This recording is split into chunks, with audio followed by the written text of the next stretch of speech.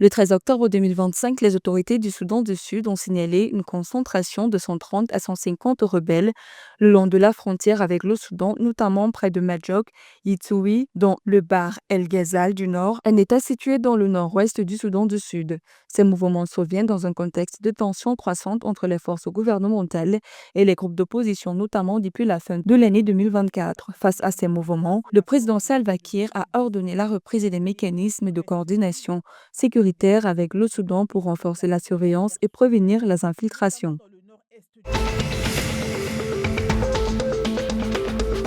Le 2 octobre 2025, le président somalien Hassan Sheikh Mohamud a rencontré le premier ministre éthiopien Abiy Ahmed à Addis Abeba pour renforcer la relation bilatérale et la stabilité régionale. Cette rencontre fait suite au rapprochement amorcé par la déclaration d'Ankara de décembre 2024, facilitée par la Turquie visant à résoudre les différends sur le Somaliland et l'accès au port de la mer Rouge. Les deux dirigeants ont discuté de coopération au développement, de respect mutuel, de souveraineté et d'intégrité territoriale dans le cadre d'une entente bilatérale formelle restaurée depuis environ 10 mois.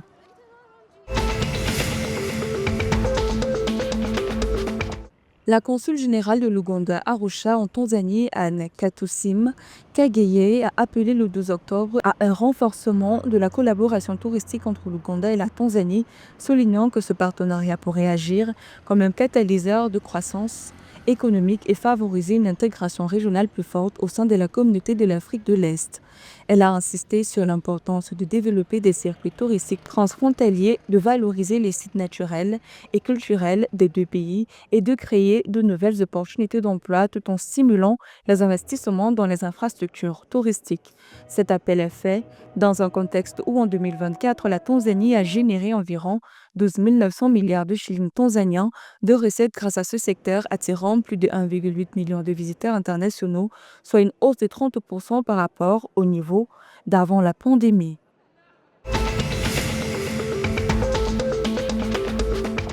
Le Parlement kényan a adopté le 7 octobre 2025 le projet de loi sur les fournisseurs de services d'actifs virtuels, marquant une étape majeure vers la réglementation des actifs numériques tels que les crypto-monnaies. Cette législation vise à instaurer un cadre juridique clair pour le secteur en pleine expansion afin de stimuler les investissements et de renforcer la confiance des consommateurs. Le projet de loi désigne la Banque centrale du Kenya comme autorité compétente pour la délivrance des licences relatives aux stablecoins et autres actifs virtuels, tandis que l'autorité des marchés financiers sera chargée de réguler les plateformes d'échange de crypto-monnaies et autres services de négociation. Cette approche s'inspire des pratiques établies dans des pays comme les États-Unis et le Royaume-Uni, visant à concilier innovation et protection des consommateurs.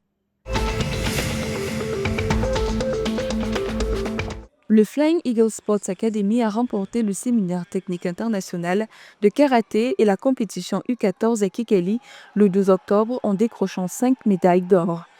L'équipe s'est imposée parmi 26 participants dans les catégories kumite et kata après un séminaire dirigé par l'instructeur indien Sanjeevi Marshall Shrikant et les Rwandais Eric Nizeyimana et Antoine-Marie Claret Habako Wizera.